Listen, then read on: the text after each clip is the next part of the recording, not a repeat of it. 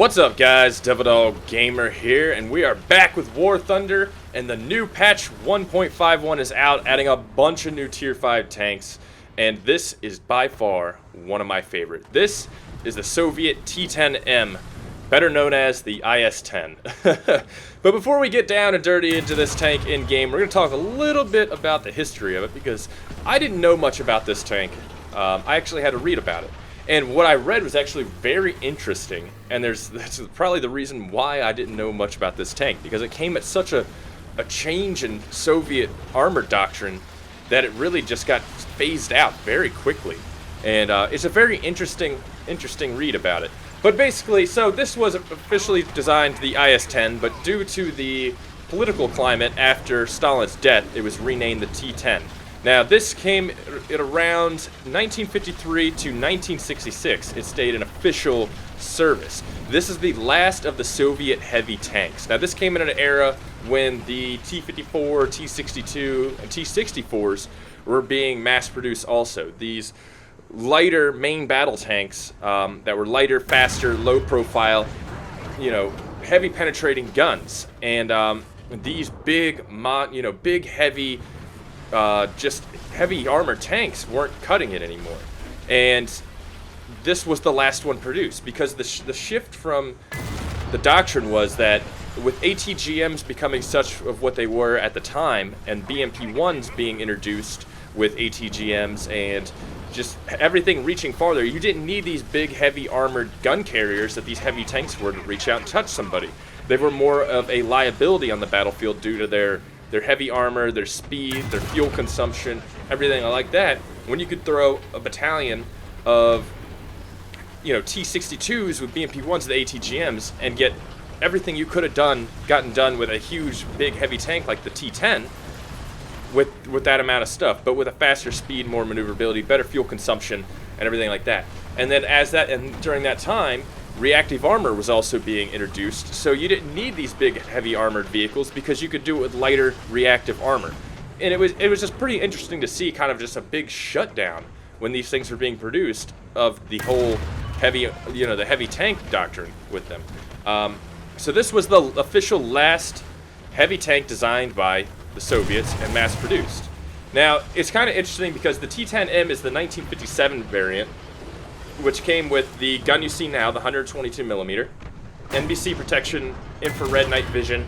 Now, this is officially the 1967 variant, the T-10M, because it includes the heat and APDS. We'll get all into that when we actually look under the hood at this tank. And, it's actually pretty crazy because there's no official pictures or video evidence of this tank fighting any battle. But around this time, they were exporting it to many countries, including Egypt and Syria. Now, at around that time, in the 60s, the Six-Day War broke out.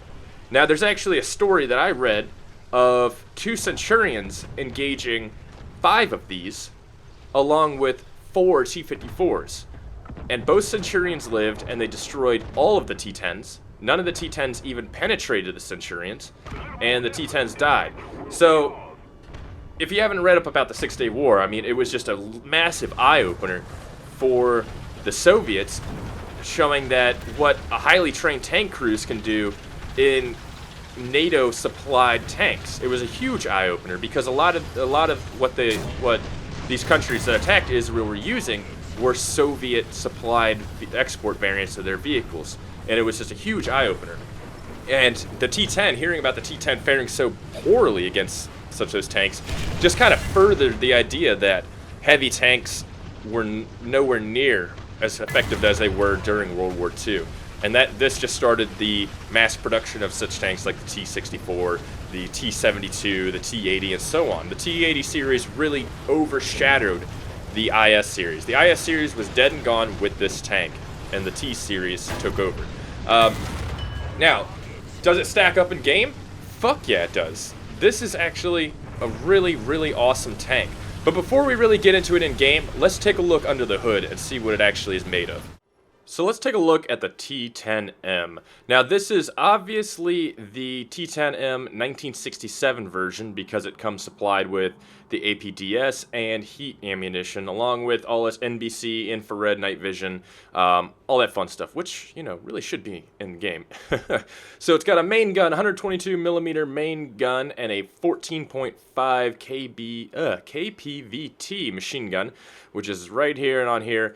Awesome destroyer of aircraft and light armored vehicle. Now, you know, this is definitely the last of the heavy tanks, but its armor definitely does not reflect that of the heavy tank. Compared to a lot of other things in this game, the IS-4 and being one of them, it's not crazy heavily armored. Effective thickness right here is about 180, 89, 90, more as you get up here in this little slope. The lower plate is about 194, 50 degrees slope. The thickest parts seem to be right about here at 303 millimeters. Shouldn't be shooting at that regardless. And then it just gets kind of just, you know, your normal here. From the side, you got 219, so the side turret shot shouldn't be one of the shots you take. But all right here just slowly gets down even more. Right about here, if you can get through the tracks and get it in its underbelly, boom.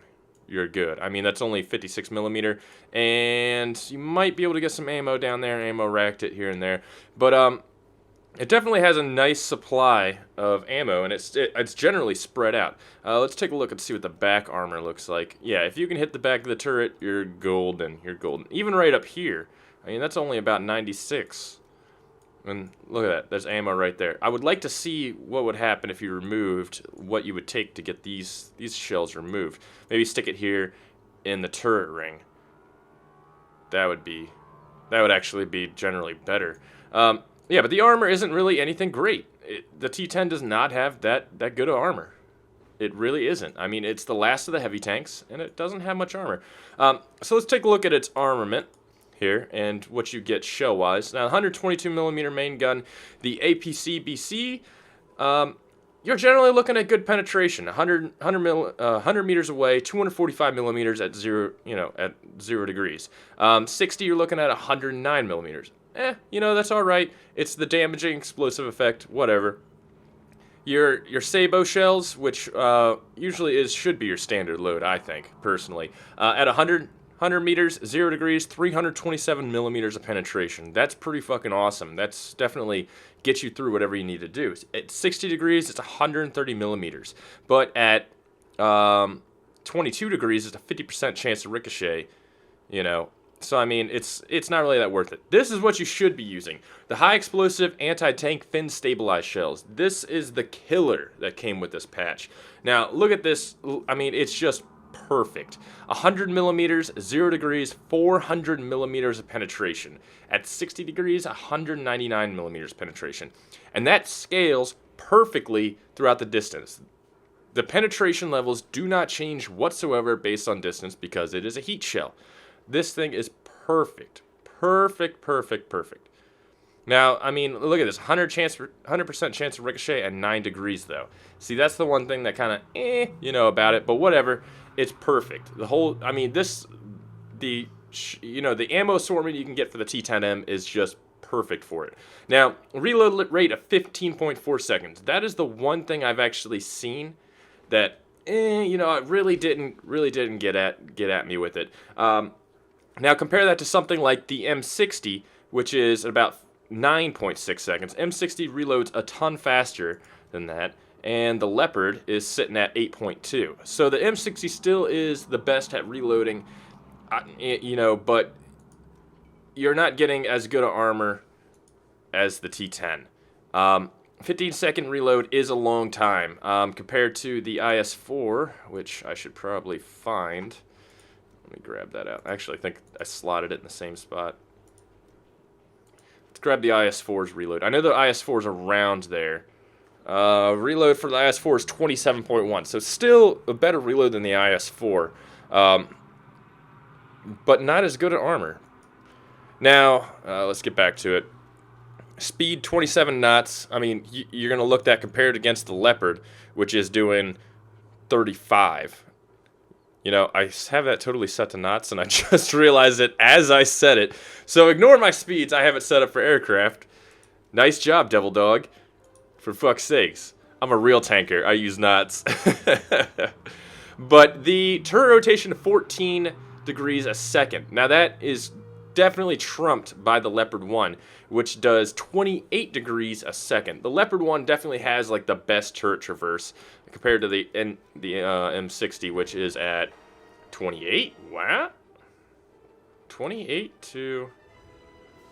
Yeah, it's 28.2 to 28.2. They actually have the same. Wow, you know, I never noticed that. Okay, that works. So you're definitely, you got a slower reload time. The turret traverse is a lot slower, but you have better armor, which to me is the essential. I mean, if you even look at the Leopard 1 armor, just to give you a quick overview of this BS, I mean, this is what you're getting with the Leopard 1. You're getting a fast turret traverse death trap. And then you compare that to the M60, and you're getting around where you should, I mean, for a main battle tank. But you're still in an armored death trap.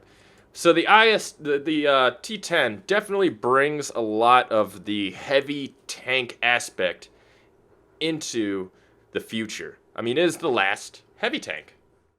But being the last heavy tank, it really performs well in War Thunder.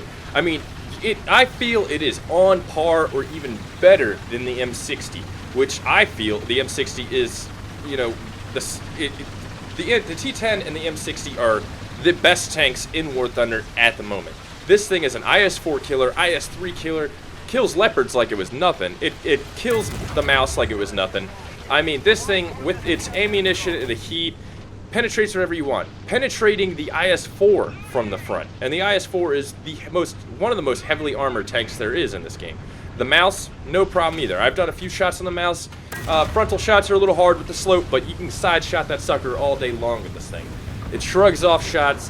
One of the biggest weaknesses I've seen, and it comes with any tier, you know, high tier tank in this game, is people just shoot the barrel. That is your biggest weakness. Just like the mouse. Everybody shoots the barrel of the mouse. If you can't get a cheek shot, you shoot the barrel. And it is really, really an awesome tank to tank onto the battlefield and just plow through stuff. Now, of course, I'm doing this in arcade. That's because I don't officially like the changes they did with the mini-map for realistic. I don't like that. I kind of like using my mini-map test situational awareness and not relying on my fucking teammates to apply that for me, because fuck them, right? But I did take it into a few simulator custom battles to get the simulator effect with it, along with realistic, and it performed exactly the same way every single time. It is a very, very good tank. I actually prefer it better than the T-54. The T-54 is a good medium tank in this game, but it really can't lead the charge like the T-10M. It really can't. The T-10M is definitely one of those tanks that you're just going to plow through whatever they push through. The people that stop and back up because there's a mouse, you're going to drive right on forward because you know you can take care of it. It's a game changer. It really is. It changes.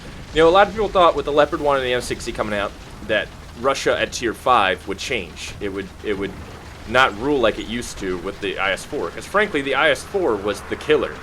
Even when the mouse came out, the IS-4 was still smoking the mouse everywhere. And a lot of people thought, you know, with the M60 and Leopard 1, no more. Russian dominance on, you know, in tank battles was over. And sorry to say, but it's not. You're definitely going to be able to compete, but if you get a full crew of T-10s, you're kind of in trouble. I mean, this thing just shrugs the shots. It shrugs the shots. I've taken shots from M60s, Leopard 1s, everything. Side shots. I've taken side shots and lived to talk about them. This tank is the final heavy tank, and it really performs as such. It is such an awesome tank to take in game. I mean, look at that. Boom. Adios, amigo. See you later. It's just amazing. A lot of fun. I mean, if you're really pushing to it and you're really trying to get into Tier 5, try it out. Start with the Russians. Get into Russia. Get into the T-10M. And just rule the battlefield. I mean, look at how much shit this thing has chewed through. Look at it. It's just dominating. This thing is hell on wheels. It is the fucking Terminator.